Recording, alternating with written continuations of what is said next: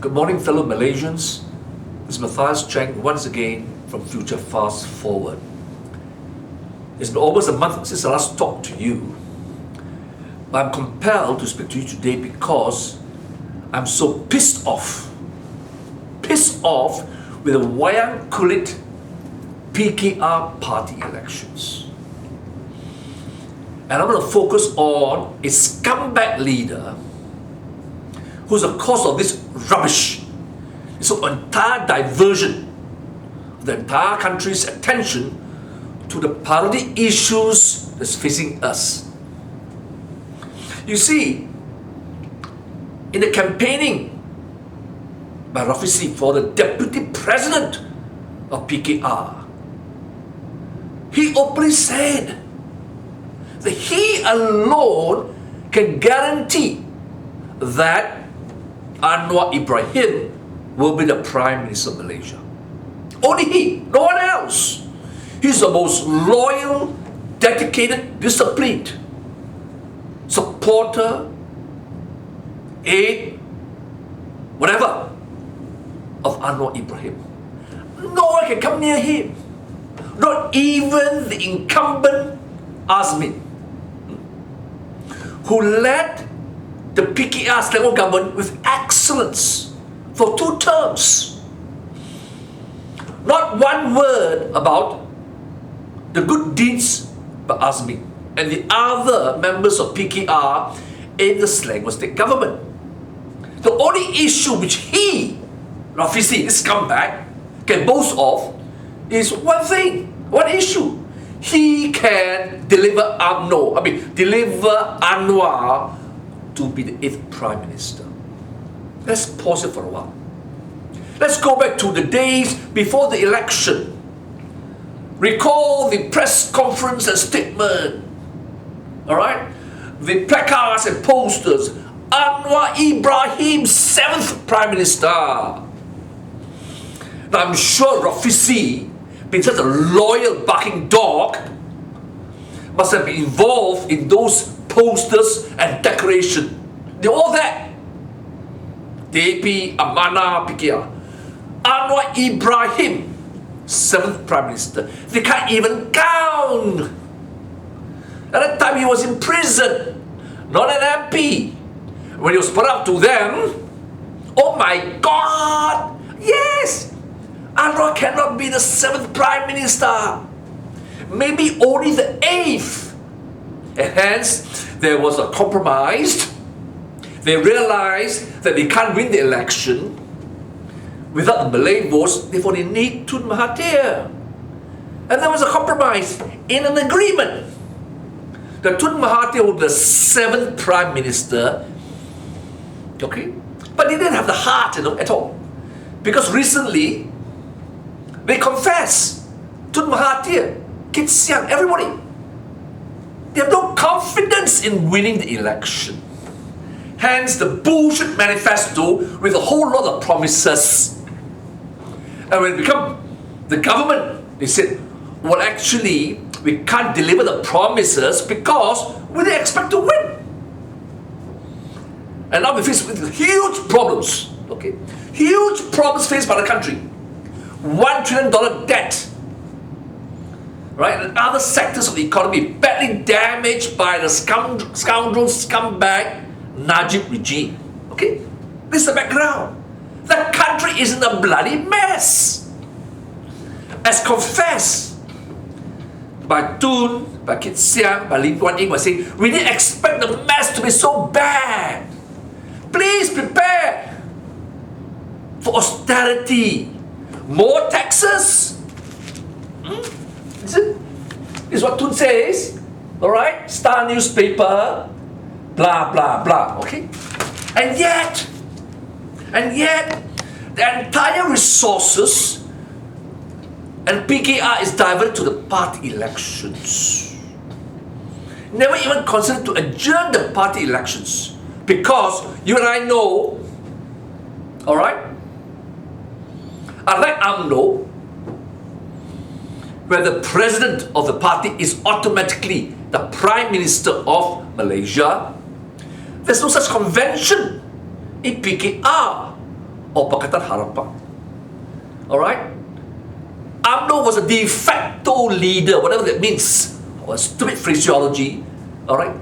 De facto leader. Wan Azizan was the president, but Anwar de facto leader. Anwar ran the whole thing, okay? Even if he was in prison.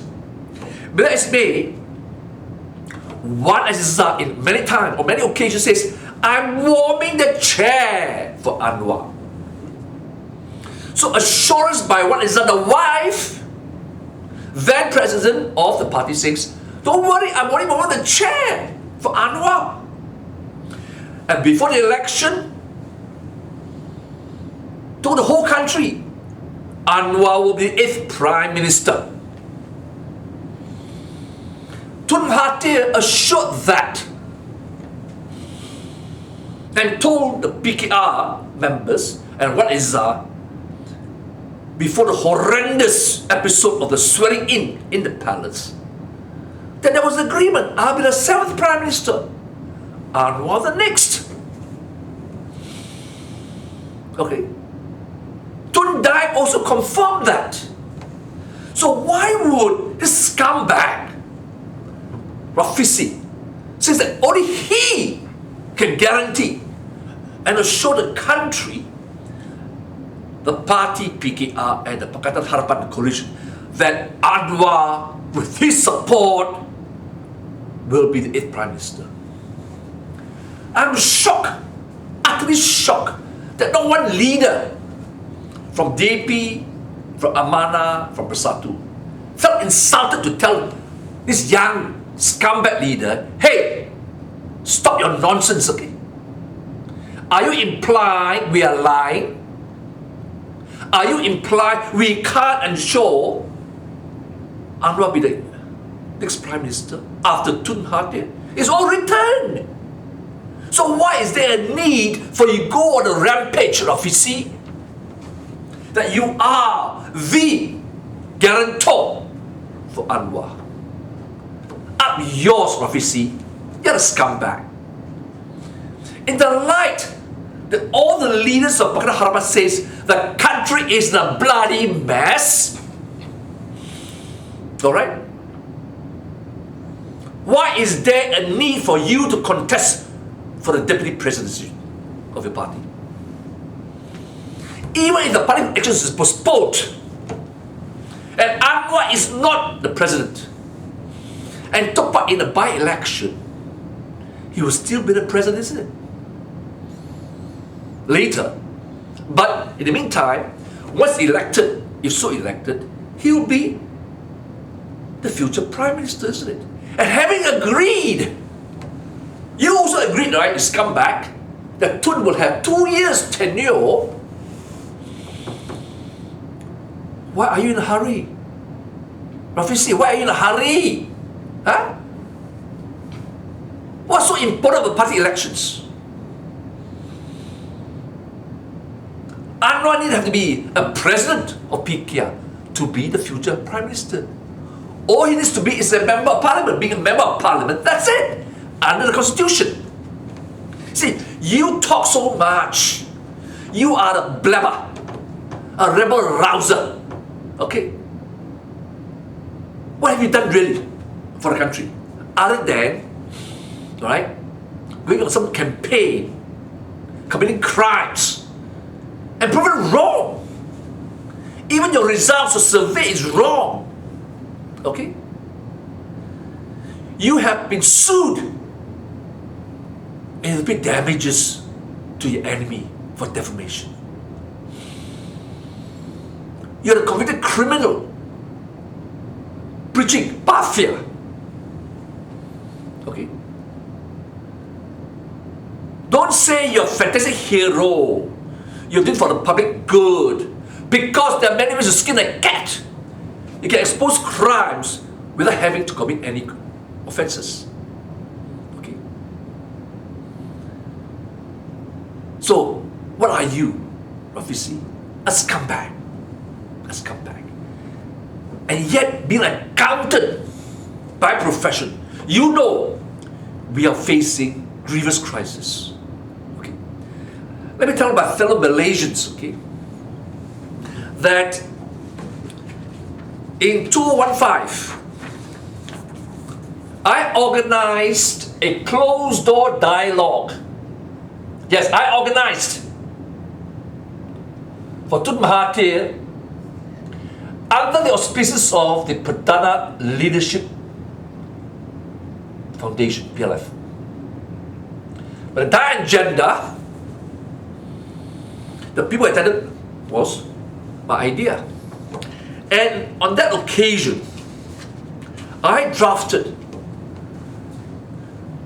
the key points, in fact the speech to be delivered by Tun Mahathir in the closed door. What I want to draw your attention is this. 2015, okay, 2015 to be precise, 27 April 2015 on a Monday. And this is the speech. Alright? Now,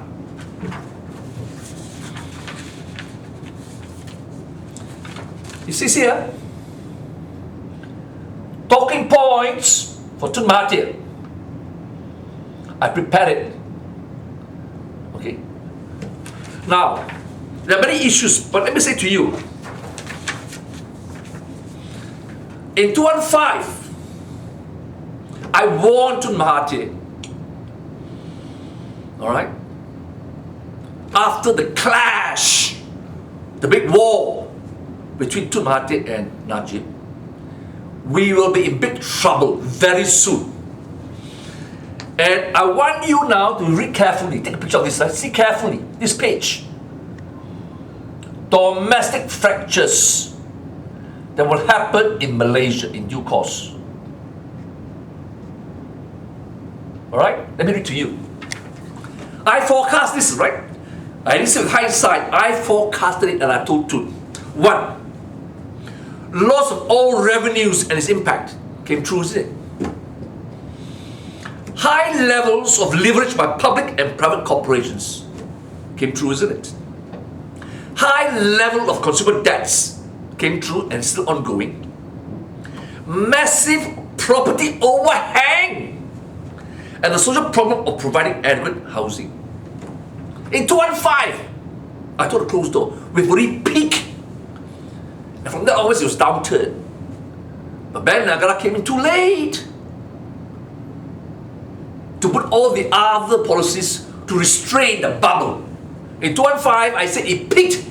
Bubble will burst anytime soon.